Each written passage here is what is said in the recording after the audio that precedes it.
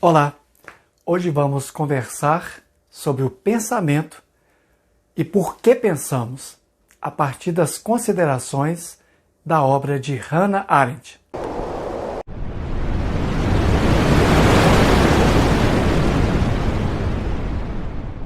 Segundo Hannah Arendt, objetivamente, nós pensamos para bem agir. Essa é uma conclusão de toda uma teoria filosófica desde a antiguidade clássica grega, que diz que nós podemos fazer qualquer coisa, desde que não seja em desacordo com a nossa própria consciência, ou seja, daquilo sobre o qual pensamos anteriormente. Essa discordância entre pensamento e ação é algo que é impossível. Eu penso, por isso pratico exatamente como eu pensei. Ora, é impossível, então, pensar uma coisa, fazer outra. No final das contas, a gente se revela verdadeiramente através do que a gente faz. Tudo que a gente faz foi pensado, foi, de certa maneira, concordado comigo mesmo em algum momento. Nesse sentido, já podemos dizer aqui que o pensamento, ele antecede toda e qualquer ação. É por isso que não podemos dizer, afirmar, concordar com a noção de que alguém agiu de maneira passional. O que regula a paixão, o que regula o agir, o que regula o estar no mundo é o pensamento. Uma pessoa que, no seu pensamento, jamais concordaria em matar outra, talvez prefira morrer numa situação extrema do que usar o argumento da legítima defesa. Nesse caso, nós percebemos que muitas justificativas do agir sem pensar são usadas no nosso cotidiano, muitas vezes por pessoas que têm um lado ético-moral bastante enfraquecido e, vamos dizer assim, o verdadeiro cafajeste é aquele que afirma que o seu pensamento não estava presente no momento da sua ação. O pensamento sempre está presente. Eu preciso decidir e em fração de segundos, de milésimos de segundos, a minha opção por agir de determinada forma está em total concordância com o meu pensamento.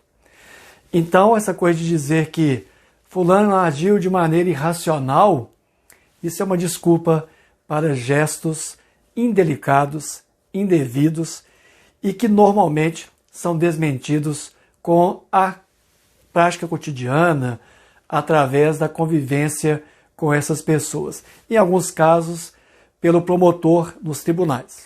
Os gregos da antiguidade diziam que o pensamento ele é originário exatamente da capacidade que nós temos de fazer questionamentos para a realidade do mundo. Então, para Platão, o que nos faz pensar seria o espanto, quando essa curiosidade de entender a mecânica do mundo, a mecânica do cosmos, como as coisas acontecem, como elas se relacionam, como chegamos à vida, por que pensamos o que pensamos.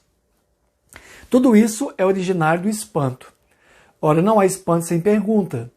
Então, a própria filosofia nasce do saber perguntar. Os filósofos não ficavam perguntando o tempo todo. Os filósofos têm respostas. Por isso que os sistemas filosóficos foram construídos, foram arquitetados. Há questões que são respondidas. Essa noção de que a filosofia é um eterno perguntar é talvez uma explicação de quem não entendeu a própria filosofia.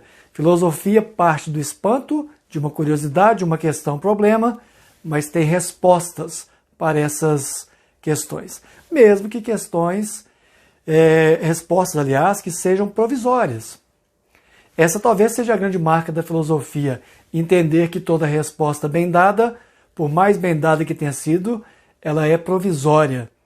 Ela tem uma finalidade de responder a um determinado contexto histórico, político, social, mas que talvez depois não funcione mais. É por isso que o pensamento filosófico ele se renova, porque nós podemos ter uma herança filosófica, uma tradição filosófica, discutir com antigos filósofos, com filósofos que estão vivos, por exemplo, mas ao mesmo tempo sabendo que tudo isso tem uma certa provisoriedade.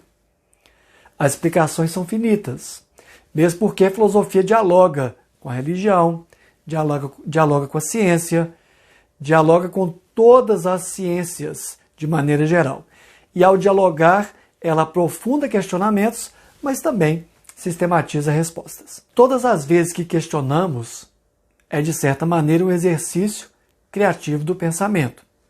E aí nós temos 3 definições, 3 formas de categorizar o pensamento a partir de Hannah Arendt.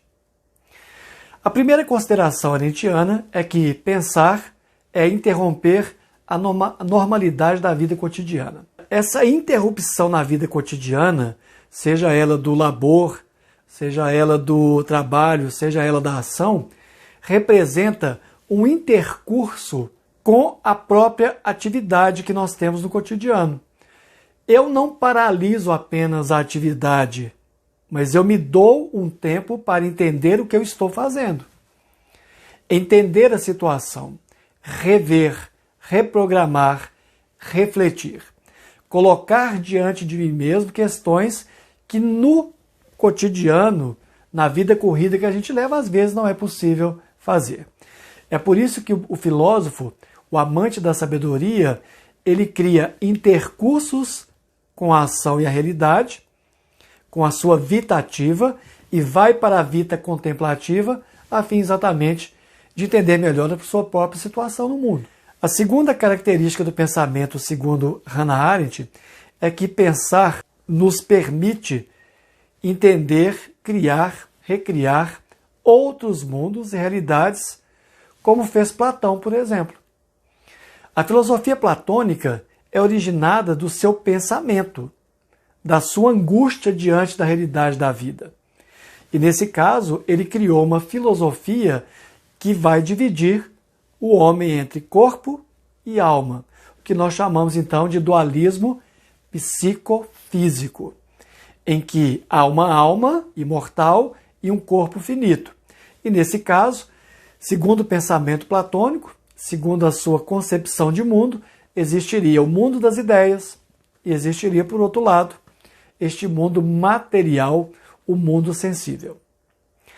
Para ele, o melhor dos mundos, para ele o mundo real seria exatamente o mundo das ideias, e não esse mundo em que o corpo deturpa a verdade, a realidade das coisas. Nesse sentido, Platão só pôde chegar à sua filosofia de fato, a filosofia dos 2 mundos, o mundo invisível e o mundo das ideias e o mundo sensível material, exatamente porque pensou e estava angustiado para tentar interpretar a sua própria realidade do mundo. Nesse caso também nós temos um outro exemplo. Quando René Descartes cria o seu método, a sua forma de imaginar, de pensar o mundo, de explicar o mundo, ele parte de um método chamado de dúvida exagerada, dúvida hiperbólica. É um método bastante interessante, que é próprio do René Descartes. Ele formulou em seu pensamento uma forma de chegar à realidade dos fatos a partir de colocar todas as realidades individuais, mentais, toda a sua articulação do mundo em xeque, em dúvida. E a cada dúvida que ele respondia, ele chegou à dúvida máxima que não podia passar dela. Qual que era? Aqui pensando, logo existo. Cogito ergo sum. Je pense, je suis.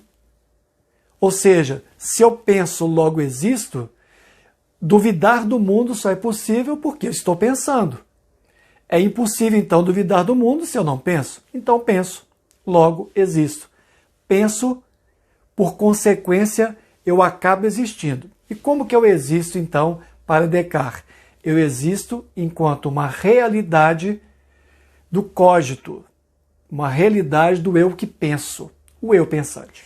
A terceira característica do pensamento para Hannah Arendt, que o pensar é generalizar e ir além das particularidades, e nesse ponto aqui é fundamental entender que em alguns momentos o ato de pensar me leva a alguns insights, me leva a um alargamento da minha visão de mundo, me leva a uma nova ideia, uma nova forma de imaginar as coisas. Ora, nesse ponto, a melhor solução para a própria vida é o pensamento. No momento em que eu me recondiciono, eu reavalio, eu reflito e vejo o que está acontecendo.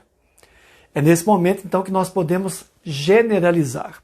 Não por acaso existe um ditado que diz que o melhor conselheiro do homem é exatamente o travesseiro, no sentido que, na reelaboração do pensamento de um dia para o outro, no caso de uma atividade do sono, em que há uma pausa nessa inflexão sobre a realidade cotidiana, esse afastamento do sono, que se assemelha muito ao pensamento, ao afastar-se da vida cotidiana, eu consigo ver as coisas de uma outra maneira, de uma outra forma. É nesse sentido que a Arendt diz que o pensamento, o ato de pensar, ajuda a generalizar a realidade do sujeito no mundo. Nós não podemos finalizar esse vídeo sem entender que a formação do bom pensamento se dá na escola, se dá pela educação.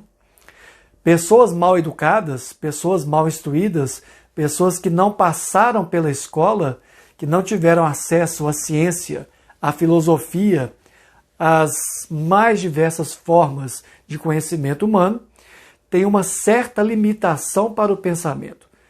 Não por acaso, hoje o negacionismo científico, por exemplo, só é possível porque em determinado momento na escola, possivelmente essas pessoas que afirmam coisas absurdas não tiveram a capacidade cognitiva de aprofundar pelo pensamento essa realidade que lhe era proposta. Isso significa que o pensamento, dentro do sistema escolar educacional, ele considera o tempo de maturação de cada indivíduo.